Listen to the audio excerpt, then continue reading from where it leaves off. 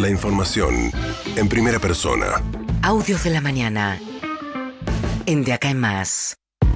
Bueno, la situación ayer en el conurbano de la provincia de Buenos Aires fue de un gran despliegue policial y además tratando un poco de discriminar entre aquellas versiones de lo que efectivamente había ocurrido, ¿no? Cuáles fueron realmente ataques a comercios y saqueos y cuáles fueron versiones en redes sociales que buscaban sembrar más caos. Hubo mucho miedo, mucho comerciante armado, mucho comerciante que bajó las persianas y todo esto terminó en la contabilización en 150 intentos, algunos frustrados, otros no, y 94 detenidos. ¿Qué dijo ayer Sergio Berni, el ministro de Seguridad de la provincia de Buenos Aires?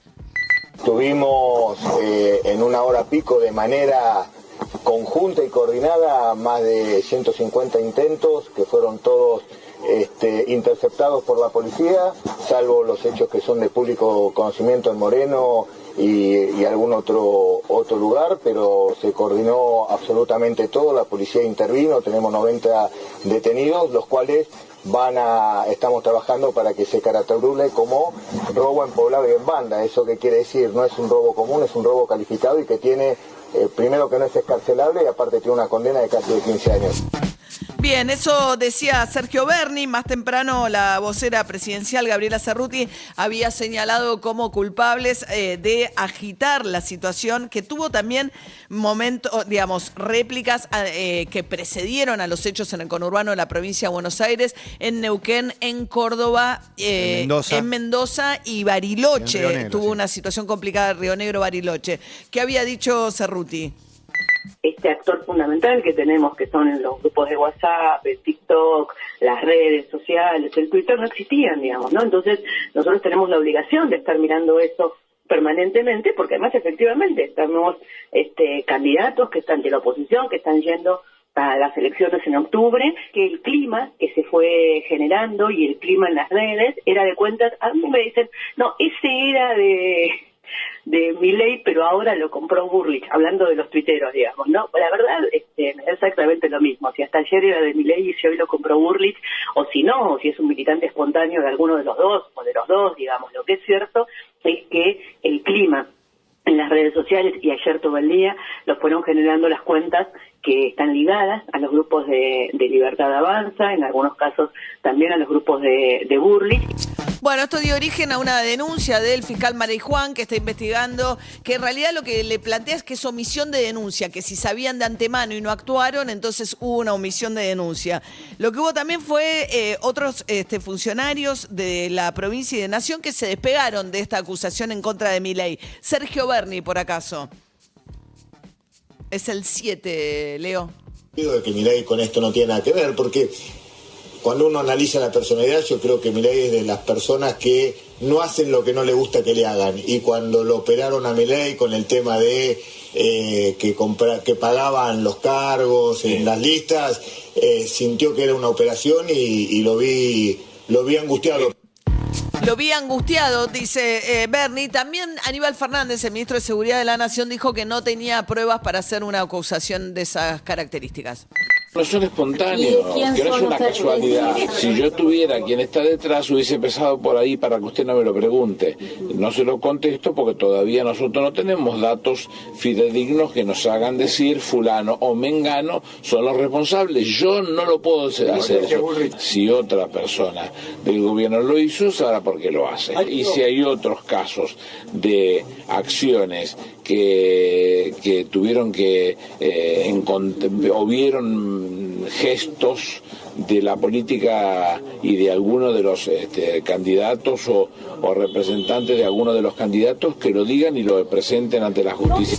Bueno, mientras tanto, Sergio Massa, en este contexto, desde Estados Unidos, donde anunció que el fondo había aprobado el giro de $7.500 millones para la Argentina, para reforzar reservas del central y devolverle un poco a China y un poco a Qatar de la plata que usó para pagarle antes al fondo, destacó que Javier Milei y su equipo, en las conversaciones de la semana pasada con el fondo, habían tenido una actitud más responsable, dijo, que la de los equipos de economistas de Patricia Bullrich. Algunos funcionarios del fondo tuvieron un diálogo con los dos sectores de la oposición, el sector que emergió como la oposición principal en la Argentina y el sector que venía representando la oposición y que de alguna manera después de la primaria quedó un poquito más diluido. Digamos, claramente aquellos que viven en la idea de cuanto peor mejor terminaron siendo portadores de la idea de que Argentina no tenía que acceder a ningún financiamiento, y increíblemente aquellos que emergieron como oposición en las últimas horas terminaron planteando que había que tener una actitud más colaborativa para con el gobierno, porque entendían que era una transición hacia el inicio de un nuevo gobierno. Bien, primero varias cosas. Por un lado, una transición hacia el inicio de un nuevo gobierno. Él dice, este no es mi gobierno. El ministro de Economía, ¿no? Claro. Le deja el gobierno a Alberto Fernández. Y en segundo lugar, hablando de que la oposición principal es Milei. Bueno, sí. ¿No? Sí, según los datos de las elecciones, quien queda como al frente de la oposición es Milei. Lo que pasa que la diferencia está en que Milei es Milei solamente, no tenés otras voces. Y además son 2 diputados, Claro. o sea, para ser la principal oposición, digamos, Juntos por el Cambio tiene gobernadores, intendentes, diputados, senadores. Mientras tanto, Javier Milei esta mañana recaliente con La Nación. Tiene una pésima relación con el diario La Nación. Otra vez los operadores sucios de La Nación. ¿Por qué?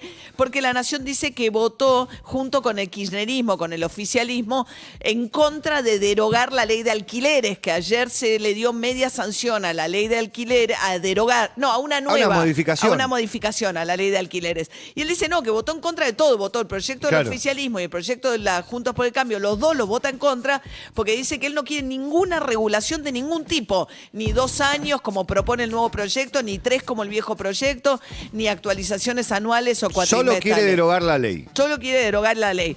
Mientras tanto quedó con media sanción la ley en la Cámara de Diputados, ¿no? La ley de alquileres. Hubo bastante pelea, se habló mucho de la casta finalmente y se sintió el impacto del triunfo electoral de Libertad Avanza en el Congreso por primera vez, que volvió a sesionar. A ver, Graciela Camaño se cruzó en un momento con Cecilia Moró, la presidenta de la Cámara de Diputados del Frente Renovador de Sergio Massa. Algunos de los que estamos acá hoy vinimos con un objetivo claro, que es darle una respuesta a la problemática de alquileres que hemos creado nosotros. Entonces, presidenta, en nombre de la cordura, y si queremos que nos dejen de decir casta, dejemos este tema como es uso y costumbre en este recinto para cuando concluyamos el debate para el cual fuimos convocados. Diputada, será uso y costumbre, pero no es reglamentario, usted que defiende siempre el reglamento. Casta es esconder y no dar quórum, al pasarlo para el final para no dar quórum. Digamos las cosas como son. A que al final se paran y se van. Bueno, tenían que discutir 2 cosas, la ley de alquileres, y tenían que discutir si Gerardo Milman, el ex jefe de campaña de Patricia Bullrich, tenía que entregar o no su teléfono celular a la justicia, porque un sector del kirchnerismo lo acusa de estar posiblemente involucrado en el atentado a Cristina Fernández de Kirchner. Cristina Fernández de Kirchner, que nunca más apareció después de las elecciones, ¿no? Sí, el atentado fue en septiembre del año pasado. A ver, como Milman es diputado, tiene fuero, la justicia le pidió los celulares un año más tarde y lo tiene que aprobar la Cámara de Diputados. Entonces se tenía que votar. La discusión era si se votaba en ese momento o se votaba al final de la sesión. Bueno, mientras tanto, Pablo Tonelli, diputado de Juntos por el Cambio, fue una de las voces que llevó adelante, digamos, la idea de eliminar, cambiar la ley de 3 años a 2 años, en lugar de actualización anual cuatrimestral. Ahora tiene media sanción de la Cámara de Diputados, tiene que ir al Senado. Es difícil que prospere en el Senado, ¿no? No pasa. No pasa. Bueno, y a Tonelli le fueron a buscar la declaración jurada de bienes, encontraron que tiene varias propiedades en alquiler, entonces el oficialismo, yo no entiendo por qué defiende la ley, porque la ley tuvo un resultado, se cayó el 80% de la oferta. Pero bueno, la cuestión es que decían que Tonelli defendió los cambios en la ley porque representa a los propietarios, porque él mismo vive de alquileres de sus propiedades. ¿Qué decía Pablo Tonelli?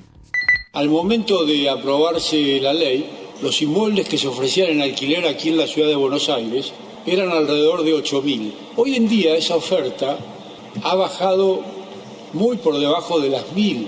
Bueno, esto habla a las claras de un fracaso de la ley, o por lo menos de un efecto no deseado de la ley, que fue esta fenomenal retracción en la oferta, que lógicamente lo que produce es no solo encarecimiento en el precio de los alquileres, sino endurecimiento o agravamiento en las condiciones.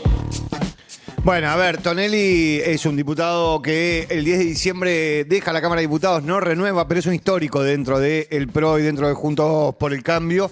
Sí, a ver, el oficialismo le tiró la cantidad de propiedades que tiene y que tiene en alquiler. Pero lo que estaba haciendo Tonelli era defender el proyecto que tiene Juntos por el Cambio. No todos Juntos por el Cambio, porque hay un sector del PRO que quería derogar la ley. Y listo, a la Milei, que no haya regulación de alquileres. Sí, bueno, terminó siendo algo intermedio, achicando los plazos de los contratos y modificando la forma en que se actualizan los Igual contratos. es media sanción, en la medida que no vaya al Senado sigue rigiendo la otra ley, ¿no? Hasta ahora sigue rigiendo la ley de 3 años, actualización anual. Bien, en la discusión otra vez por los saqueos, hubo mucha polémica por la postura de Raúl Castells, un dirigente social que llamó a saquear directamente. A ver, escuchémoslo a Raúl Castells. Acá el robo fue pasar la milanesa de 2.300, 4.200. Nosotros somos responsables de esto puntualmente, Guillermo. ¿Usted sabe que ha sido denunciado penalmente? Sí, sabemos que es así. Pero como los ricos, los dueños de los hipermercados y las 20 empresas formadoras de precios tienen tanta gente para que los defienda en todos lados, nosotros vamos a defender a los pobres, a los trabajadores, a los jubilados, los vamos a defender y vamos a asumir la defensa legal también de los que están detenidos. Bien, hay una tensión ahí del gobierno, el equipo de Sergio Massa negociando con las grandes empresas de alimentos, la Copal, que es la entidad que agrupa a las grandes empresas Arcor, Ledesma, las norteamericanas, digamos, Unilever, todas esas salieron a plantear que el gobierno les quiere imponer un acuerdo inviable para prorrogar precios justos con un incremento de apenas el 5%. Muchas de estas empresas ya habían mandado lista de precios con incremento del 20, 40%, sí, ¿no? Iba a decir de más también. De más también. Está ahí la pulseada porque todavía no han anunciado cómo se prorroga precios justos. No. Otro momento de Castells muy viralizado ayer, un cruce que tuvo con Esteban Mirol, periodista de Canal 9. Usted es un irresponsable, señor. Usted está fomentando la violencia, señor. Usted es un irresponsable. Usted es un irresponsable, ¿sabe por qué? Además, usted no conoce a la gente pobre. Usted estigmatiza a la gente pobre. Un pobre no roba, Raúl. Apela al insulto. No, irresponsable no es un insulto. No es un insulto. Entender que hay 25 millones de gente pobre en este país. Los pobres no roban. Los pobres no roban. Hay 25 millones de personas pobres. Entonces, los pobres no roban. Bien, así andaban a los gritos. Dos cosas. Hoy hay protesta del Polo Obrero, piqueteros marchan desde las 11 de la mañana desde San Juan y 9 de julio al Ministerio de Desarrollo Social ahí en Belgrano y después van a Plaza de Mayo. Beliboni, me parece que tomando un poco el momento social, sí. No va a ser acampe, no van a hacer un largo corte en la 9 de julio tampoco. Es algo mucho más acotado a lo que habían hecho en otras oportunidades recientes el Polo Obrero. Y a las 9 de la mañana, cadena nacional del presidente de la Nación, Alberto Fernández, seguramente, creemos que tiene que ver con un anuncio de que el BRICS, que es este grupo de Brasil, Rusia, India, China y Sudáfrica, van a incorporar a la Argentina. Mucho trabajo ahí de Lula da Silva empujando por eso a partir de enero, ¿no? Sí, a partir del 1 de enero ingresan 7 países a los BRICS, entre esos 7 países está la Argentina. Los 2 países más poblados del mundo, China e India, primero ahora más India que China, y la posibilidad de acceder también a créditos en ese contexto. 7:15 de la mañana.